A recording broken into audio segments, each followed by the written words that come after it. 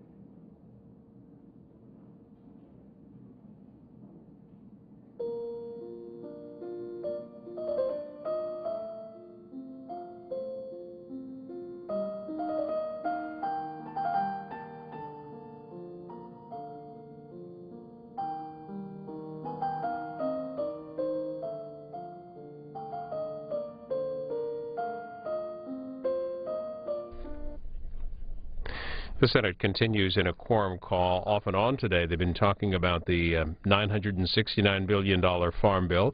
A couple of amendments were tabled today. One, by a vote of 54 to 46, would have repealed the federal price support program for sugar producers. Another, voted down 65 to 33, was an amendment that would eliminate the Supplemental Nutrition Assistance Program, commonly known as food stamps. All the floor negotiators trying to work on a way forward with the legislation. Congressional Quarterly reported that Senator Tom Coburn suggested negotiating a package of roughly 40 amendments to the legislation, to the Farm Bill, to be considered over several days rather than moving on a few amendments at a time. Debbie Stabenow, who is managing the bill for the Democrats, said she is, quote, very confident that we will continue to move forward and continue to get it done. And some tough going for another piece of legislation on Capitol Hill. The Hill reporting that negotiations between the House and Senate on the new highway bill appeared to break down today amid recriminations between the leading Democrat and Republican on the conference committee. Senator Barbara Boxer and Representative John Mica of Florida, the two leading members in the panel, traded accusation that the other party were holding up the talks. That legislation is in conference. The House, of course, is out this week. The Senate is in.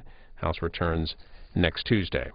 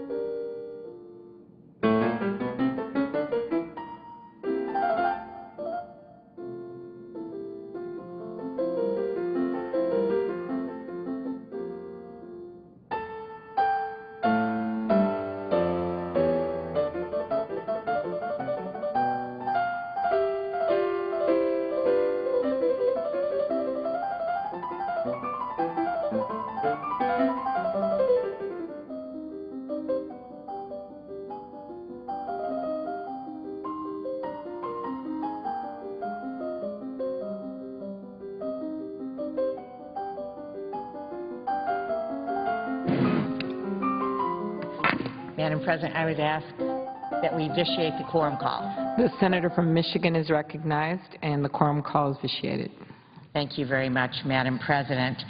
First, let me thank all of our colleagues that are working with us as we move forward in putting together a package of amendments to be voted on here in the Senate. I want to thank everyone, of course, my ranking member, Senator Roberts, but people on both sides who are working together in good faith as we move through this process. This morning we did have 2 votes. In the next little while we will have 2 more. And I do want to speak to one of those, Madam President, but also to just indicate again to all of our colleagues how important it is to farmers and ranchers, families, rural communities across America that we come together and pass this Farm Bill. 16 million people have jobs related to agriculture. I'm not sure there's any one single piece of legislation that we've had in front of us that actually impacted 16 million people like this one. And of course, we're very proud of the way we've come together in a bipartisan way to propose something that actually cuts the deficit by over $23 billion and creates real reforms that taxpayers and farmers have asked for, while strengthening our risk management tools for agriculture, conservation, other jobs efforts, certainly rural development, alternative energy, and certainly our support for families with their own personal disaster when it comes to putting food on the table during an economic downturn for them.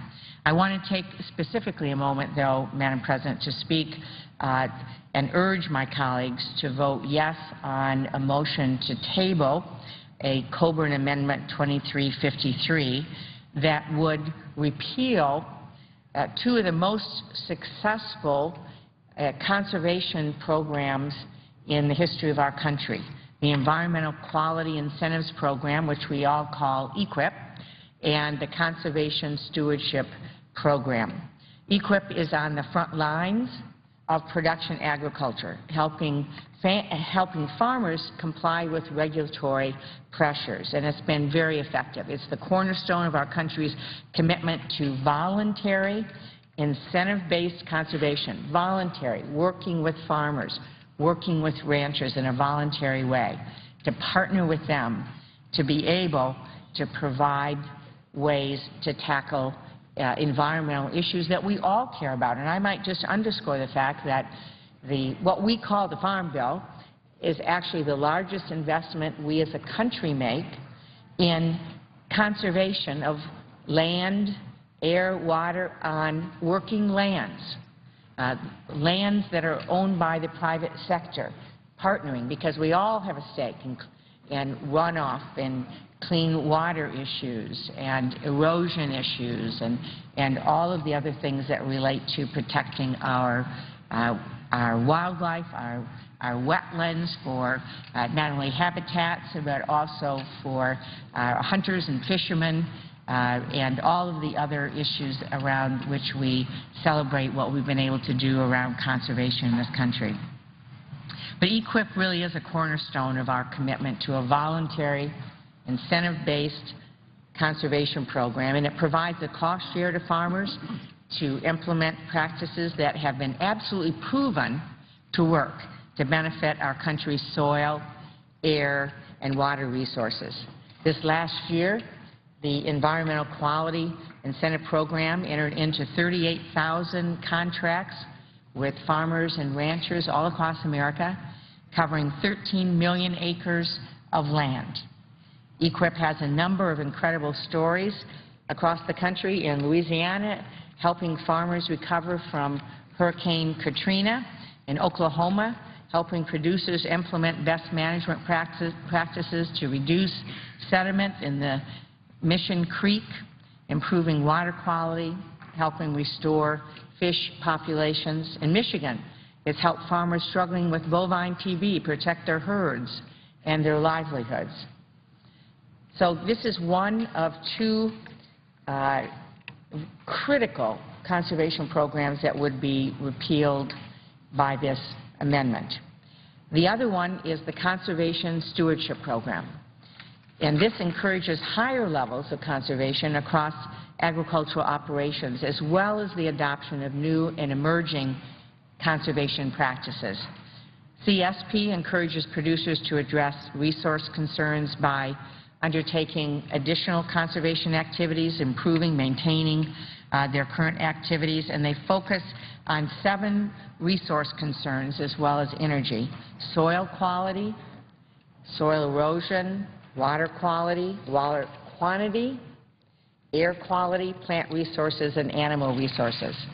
All things important not only for our farmers and ranchers, but to all of us, every community, every state, all of us in the country.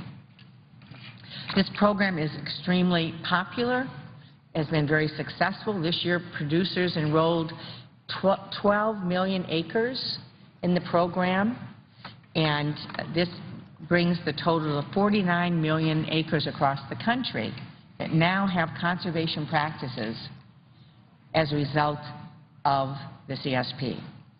It provides conservation benefits to more acres than any other conservation program in the country. So I would strongly urge that we table this amendment. I would ask for a yes vote in tabling the amendment. And I would like to talk a little bit more about what we have done in a positive way in the conservation title. One of the areas of this bill that I'm most proud of is the work that has been done with conservation and environmental groups all across the country. In fact, we have 643 different groups, conservation and environmental groups, who have said this is the right approach. And in tough economic times when we know we don't have additional dollars, we took a look at every single page, every single program. There are 23 different programs in conservation. Every time somebody had a good idea, a program gets added. Rather than looking at duplication, redundancy, how we could streamline, make it better for farmers, better for communities, better for ranchers, make it simpler, more understandable. So we decided to go back and do what every taxpayer, every citizen has asked us to do, and that is streamline, create more accountability, cut the paperwork, make things work better. So we do increase flexibility. We support locally led, ground-up, voluntary conservation efforts. We increase transparency and accountability. We streamline, consolidate programs, help farmers comply with regulatory pressures, and we basically have come together. We've taken 23 different programs down to 13 and put them in 3 different areas and created a lot of flexibility. So we want to stretch the dollars even farther in 4 areas: working lands, easements, conservation reserve program, and regional partnerships, which are so important to so many of us. All across the country, family farms are passed down to children and grandchildren and great-grandchildren, and our rapidly growing population demands that our farmers and ranchers double their production over the next few days or next few decades and use fewer acres to do it. So innovations in farming is absolutely critical. But no amount of technology can make up for degraded soil or polluted water. The Farm Bill's conservation programs help our producers meet their challenges and the country's challenges, ensuring that we have a safe, abundant food supply, clean water, and thriving wildlife populations for many generations to come. And it's wonderful to see the partnerships that are going on all across Michigan, all across the country. Many farmers take advantage of these voluntary, incentive-based conservation programs in our Great Lakes region alone, and I would say that not only from Michigan, but our presiding officer from Minnesota as well certainly cares deeply. We partner so much of the time on Great Lakes and champion Great Lakes initiatives, but in the Great Lakes region alone, producers use at least one form of conservation on 95% of their acres. 95% of the acres we have conservation going on. And so as we look at the fact that as we look at streamlining from 23 to 13 programs, making them more flexible and so on, we actually have been able to achieve savings of $6 billion while maintaining conservation functions and, I would argue, strengthening their effectiveness while cutting the dollars. Nationally, there are 357 million acres of cropland, 406 million acres of forest land, 119 million acres of pasture land, and 409 million acres of ranch land under private ownership in the United States. That's a lot of land, Madam President, and all of that is impacted by what we do in the conservation title of the Farm Bill. And we also know that the challenges that my farmers face in Michigan are different than those in Kansas or Oklahoma or Minnesota or Montana. So we have built in enough flexibility in this new title while modernizing it, reforming it, creating flexibility to be able to meet very different needs across the country. I will briefly go through each area just to focus on that. We are focusing, as I said, on 4 different areas. Working lands, where we have the 2 programs that are being proposed to be eliminated right now.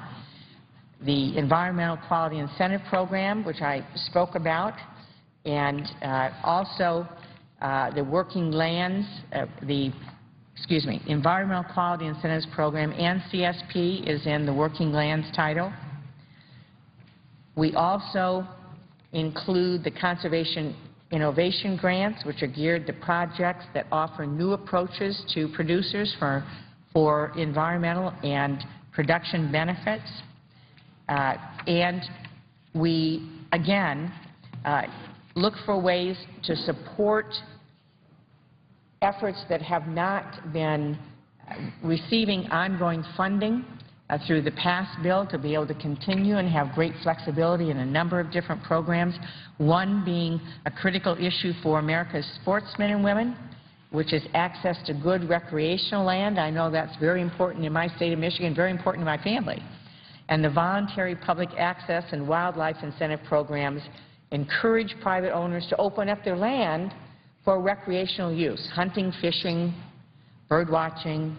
Right now, 26 states are taking advantage of the program, and we continue this in the bill, which is very important. Our second area is on easements. There are 3 existing conservation easement programs. We're putting them into one to protect our lands from development and keep them devoted to agricultural use, as well as to keep the land for grazing. Wetland easements restore, protect, and enhance wetlands, which are important to water quality, quantity, and wildlife habitat in many areas also. And we're focused on long-term land protection. Over the last 20 years, the Wetlands Reserve Program helped more than 11,000 private landowners voluntarily restore, protect, and enhance wetlands and wildlife habitat. And so we're very pleased that all of this is in the bill as well. The Conservation Reserve Program, which has been very successful. From 2006 to 2010, the USDA estimates that the Conservation Reserve Program was responsible for reducing 1.09 billion tons of sediment, 3.1 billion metric tons of nitrogen, and 613 million pounds of phosphorus from going into our waters. That's really an accomplishment, going into our Great Lakes, into our oceans, into our rivers, into our streams. These are the main contributors to many of the water quality issues that we face as a country. During the same time period, USDA estimates that the Conservation Reserve Program contributed 284 million metric tons of greenhouse gas reductions. So it's reducing CO2, and I would say it's equivalent to taking 55 million cars off the road for a year. And coming from the car state, Madam President, I appreciate CRP doing that. We want to be able to continue to drive our automobiles, and we're proud of what we're doing around automobiles. But can you imagine that this program alone has taken enough CO2 out of the atmosphere to equate to 55 million cars being taken off the roads. As of 2011, CRP was enrolling just under the acreage cap of 32 million. Over the next couple of years, over 15 million acres are set to expire. We recognize that not all of those will be re-enrolled, but we want to make sure that there's adequate room to re-enroll the most sensitive acres. An example of the effectiveness of CRP.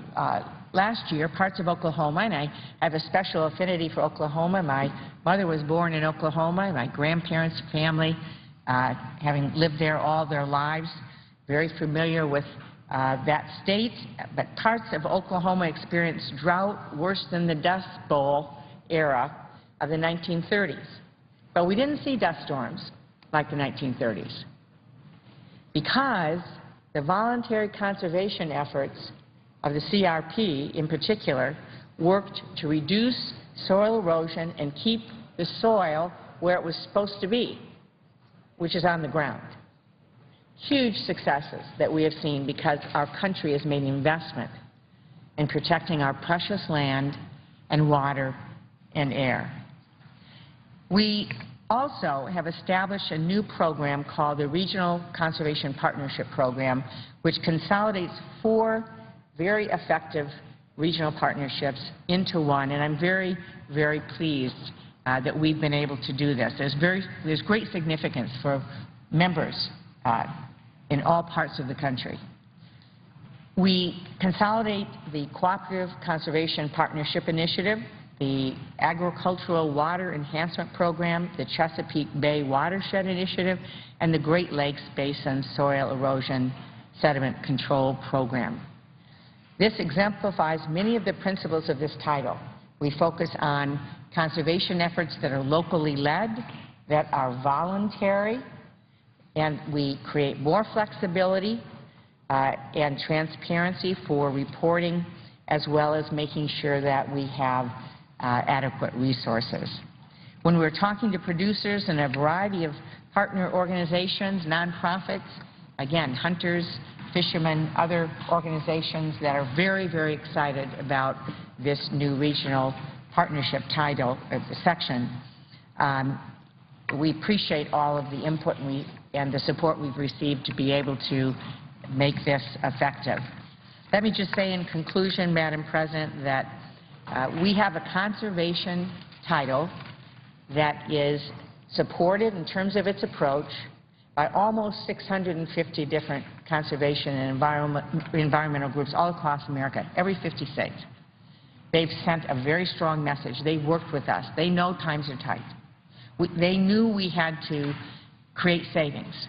We had to reduce dollars, but we had to make sure we had enough flexibility to be able to do the job that people across our country want to see done in protecting our lands, our water, and our air. This has been achieved with a tremendous amount of hard work on many, many people's parts. And I'm so grateful to the work of our committee and so many others. I appreciate our subcommittee chairman, Michael Bennett, who's been deeply involved, Senator Bennett from Colorado, in this as well, the presiding officer from Minnesota as well. We have many people who feel very, very strongly. Our chairman of the Finance Committee was on the floor earlier speaking about this, another true champion around conservation. So many people in our committee. I could go on and on about this on both sides of the aisle, I might add. So if I start naming people, I will probably get in trouble for missing someone. But we have strong people, strong advocates on both sides of the aisle, and I want to thank everybody for their wonderful work on this conservation title. I think it's an example of the great work that's been done in putting the bill together. So again, I would urge colleagues to vote yes to table the Coburn Amendment, and the additional amendment, which I will talk about at a later point, that will be coming before us, and to continue to work with us as we bring together the path forward to completing this very, very important bill that affects 16 million American jobs. I would yield the floor.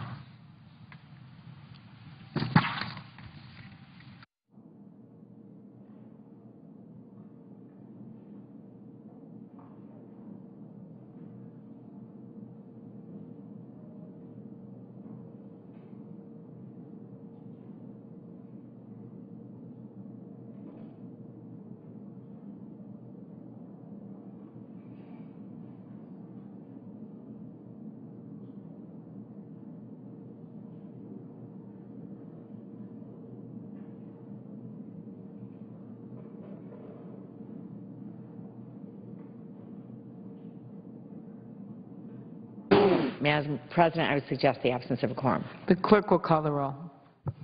Mr. Akaka.